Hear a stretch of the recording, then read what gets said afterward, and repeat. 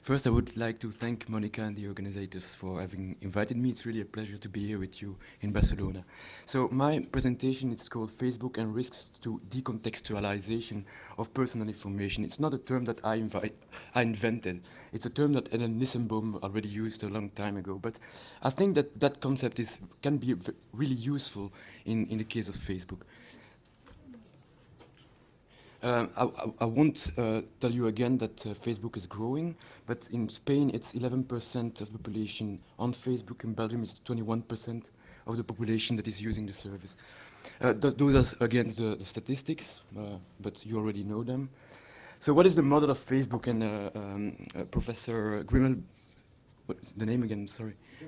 Grimmelman already said it. The model is first presentation of the user's profiles, then you have a visualization of a social graph of every user, and then what is really important is that Facebook uses real-world identification signs like pictures and photos.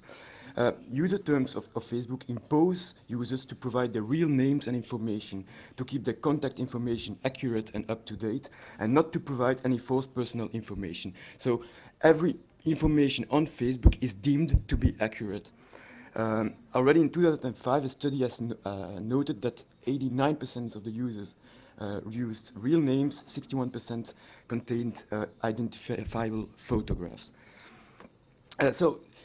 If personal information is deemed to be accurate on Facebook, then of course there's a risk of decontextualization of that information that is deemed to be accurate. What is decontextualization? Well, I call decontextualization a phenomenon that happens when information that is provided in one context is reused in another context from that it was intended. So Ellen Nissenbaum asks, and when there is decontextualization, well, there is either violation of a norm of appropriateness or a violation of a norm of distribution. In other words, if I talk about sex with my girlfriend, well, it's really appropriate, but if I start talking about sex with my boss, it's not appropriate anymore. Neither if I start to talk about sex in public, just here about my sexual position. A norm of distribution would be, well, it's I can talk about sex with my girlfriend if I had one, but a marketer cannot. If a marketer knows that, well, then there is a violation of a norm of distribution. So I think that the biggest threat to privacy and to data protection on Facebook is due to three main factors. First, simplification of social relations, large information dissemination, and globalization and normalization effects of Facebook. First, simplification of social relations. An average user has under 20 friends on Facebook. And friends of Facebook can be lots of things like bar acquaintances, ex-lovers, real friends, old schoolmates, unknown people. So as Dret notes, a friend on Facebook is anyone a user do not actively aid. More and more it's the case. So there is a certain difficulty to curtail self-presentation to friends of different contexts on Facebook. It's either a friend or not a friend. It is true that now Facebook introduced a new feature that is called the friend list feature. The problematic thing about the friend list feature, well, Facebook says, well, now we are mimicking the way information is divulged in the offline world. Well, that's not so true, because in the offline world, I'm not categorizing friends. I do not say, well, this is half a friend, or this is a bar acquaintance, or not. I mean, the way information is divulged in the offline world depends on very granular properties and very situational properties, such as architectural, intersubjective, and temporal characteristics of a space. The notion of space is extremely important. As an example, I would not behave the same way I behave with my boss at 10 o'clock in a bar with my boss than at 8 in the morning with my boss, because the space has changed and the time has changed.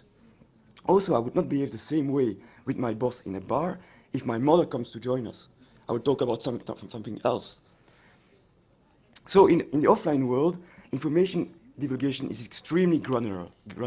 But in the online world, and due to the fact that the friendships and relationships are more binaristic, there is less granularity, and this induces a first threat to decontextualization.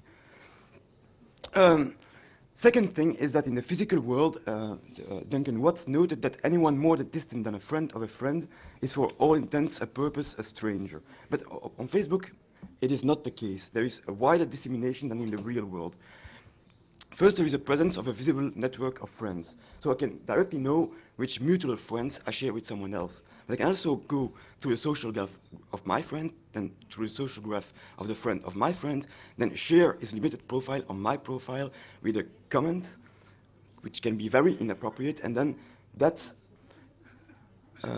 profile can again be shared towards amongst my social graph. Then also the problem of geographic networks. Users are and were encouraged to join geographic networks. Problematic thing about that feature was that when you joined one, you could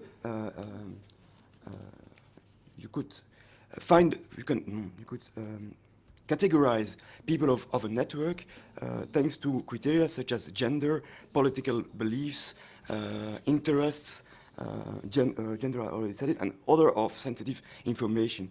Thus, again, you could classify friends of friends of friends thanks to very specific factors. Then, more than that, you have the tagging feature. That is also a cause for wider dissemination, since of course, from the moment that a tag is put on it, if you get loose from 1 hour or a night from Facebook, well, that picture with your name can spread through the graph, and not only towards your friends. Then again, there is a wider dissemination of information. Oh, sorry.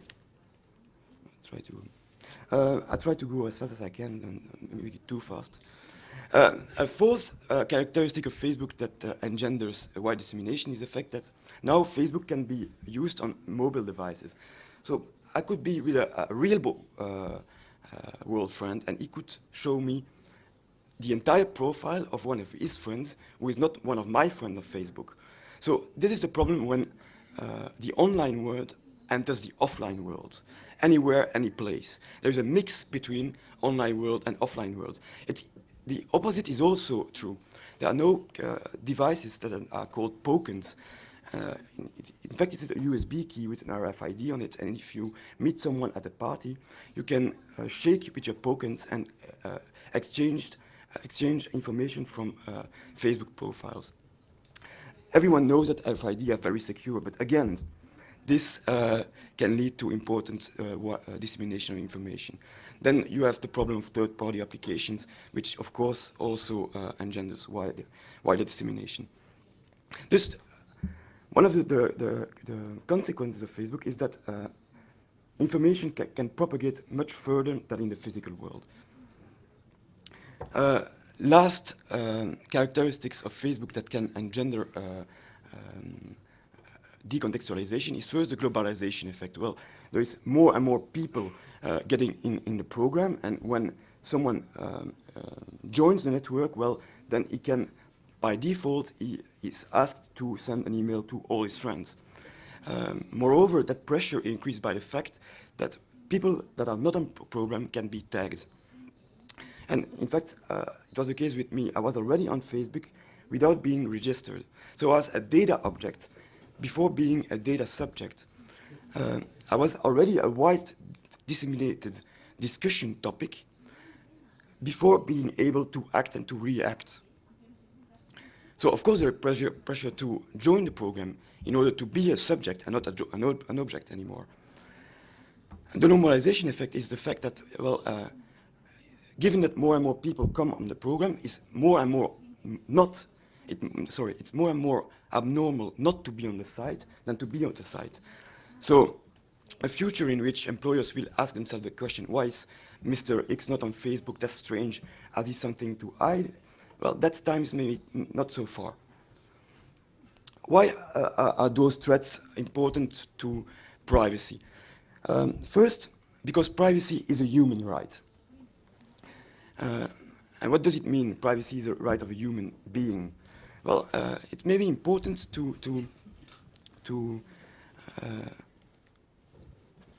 reinterpret, to understand what is meant by the concept of human being before understanding what is right to privacy. And with that regard, when you look at the Universal Declaration of Human Rights, the human being is not defined only as a physical body or as something that has human and anatomical criteria, but is also defined as a self. In the Declaration of Human Rights, the human being is defined as endowed with reason and conscience, thus recalling a very Kantian point of view, according to which the human being should be a kind of intersubjective pole of coherent subjectivity, being above the changing stream of experience, a kind of transparent and coherent individual. But that conception of the human being has come now under heavy criticism. And more, the human being is conceived as a multiple self. Goffman has a more nuanced idea about that. And he said, well, it's not a problem about a unique individual or a multiple self, but what is important is that a human being is a contextual and relational self, active differently according to the context in which he is evolving. So if the concept of human being has evolved, so did, of course, his right to privacy. First, and a long time ago, the right to privacy was defined as the right to be left alone. But since then, the European Court of Human Rights has defined privacy as the right to establish and develop relationships with other human beings. Rachels, in her work, said, well, more than that, privacy is really a precondition for respect, love, friendship, and trust. In fact, privacy is a precondition for relationships. Nissenbaum then said, well, as human beings have different relationships with different people, privacy is a kind of right to contextual integrity, meaning the right to have different relationships with different people. So, privacy can be defined as a right to self-determination of the contextual self, meaning the right to have different relationships with different people. This is not only important for individual autonomy, it is also important for the existence of a deliberative democracy, because having people constructing their own identity with different relationships with people makes that people are different, and thus avoids the tyranny of the majority, ensures a right to difference, promotes creation's novelty and invention, and allows the exercise of other fundamental democratic rights, such as the liberty of expression and association. What is interesting here also is that Facebook can be seen as what Foucault calls an heterotopia. What is an heterotopia? Well, heterotopias are countersigns, a kind of enacted utopia in which the real sides, all the other real sides, can be found within the culture and are simultaneously represented and contested. Thus, heterotopias are worlds that englobe all places. That is what Facebook is. It is one single place situated in service that englobes all other places. And therefore, the contextual self has enormous difficulties to evaluate the contextual norms of appropriateness and distribution in that world that contains all possible relationships. That's for privacy. But now, where privacy cares about human beings, data protection cares about data subjects. European Directive 95/46 defines a data subject as someone who can be identified by reference to one or more factors specific to one aspect of his identity. Thus, the right to data protection can be seen as a means of control on a partial projection of someone's identity. And therefore, I believe that the right to data protection can be seen as a right provided to individuals. Individual is not a term that I invent. It's a term that exists since 1828. And it means divided and shared. Both divided and shared. But if you think about it, what is different relationships of a contextual self? It is sharing different things with someone. Thus, share and divide is really the main characteristics of relationships, of contextual relationships. My belief is that Directive 9546 empowers individuals being seen as human beings that can be that are endlessly divisible and can be reduced to data images. Well, they empower individuals with the means to challenge every breach of contextual norms of appropriateness or distribution. And you can find what I say in Directive 9546. Article 6 says, well, data must be processed for specified and legitimate purposes and may not further be processed in a way incompatible with those purposes. Thus, it requires from data controllers to respect contextual norms of distribution, may not further be processed in a way incompatible. Saying, well, data that is shared in one individual context may not go in another. That's what it says. Article 6 also imposes data to be adequate, relevant, and not excessive in relation to the purpose for which they are collected. Thus, it requires from data controllers to respect contextual norms of appropriateness, may not be excessive, adequate, and relevant. But the problem with Facebook is that its prime effect is to artificially recompose the individuals. Individuals not exist. It is, as Foucault says, it is one of the prime effects of power.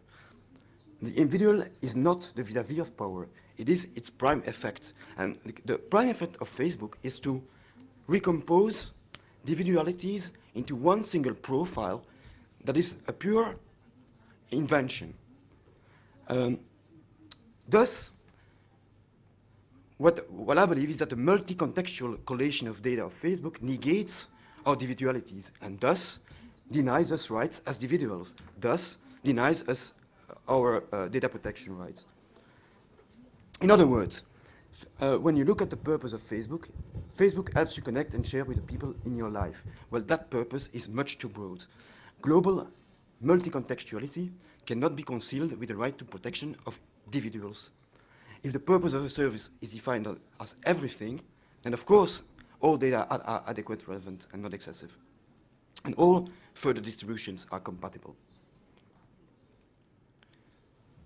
So decontextualization is both threatening data protection rights and the right to privacy as the right first as a data subject, but more fundamentally as the right of the human being to act as a human being and having different relationships with different people.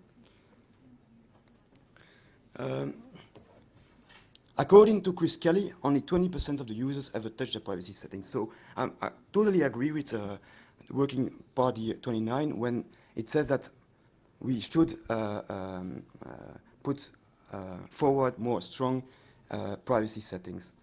But I disagree with Article 29 Working Party when it says that in some cases, we already said it, a user should be considered as a data controller.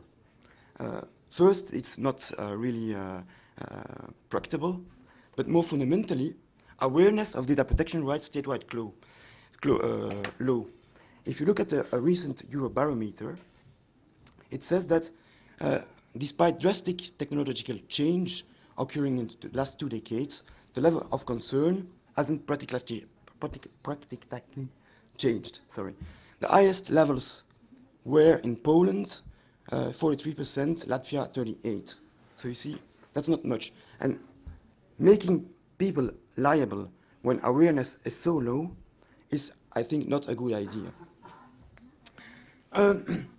Instead of doing this, why shouldn't we not increase operators' liabilities? And such mechanisms already exist in the electronic communications context. For example, Directive 2002/58 says that where required, measures may be adopted to ensure that terminal equipment is constructed in a way that is compatible with the right of the users. And there is the same provision for terminal equipment in Directive 99/5, saying that the Commission may decide that apparatus must be constructed so as to ensure the personal right to data protection.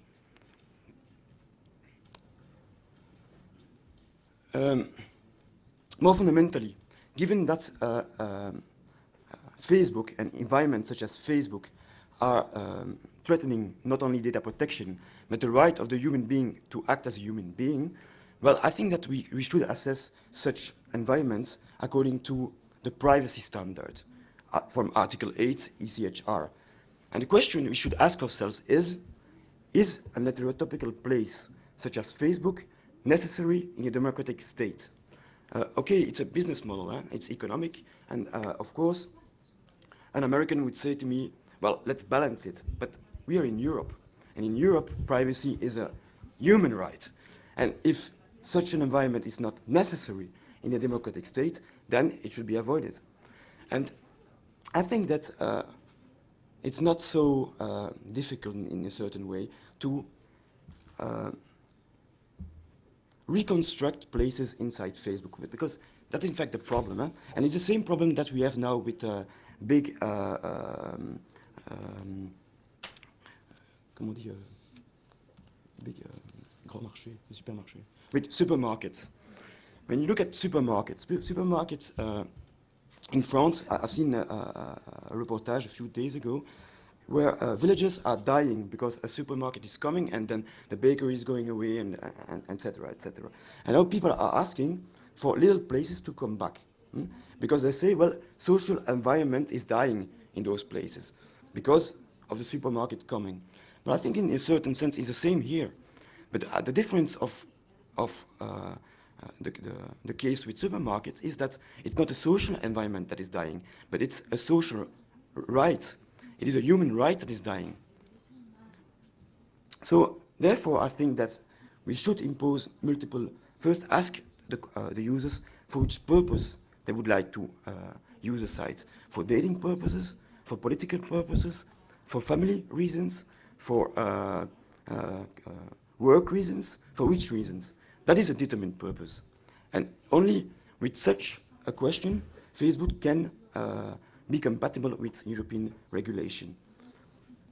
And also, multiple pseudonymous accounts should be encouraged for different users in order to have different relationships possible in each context. Thank you.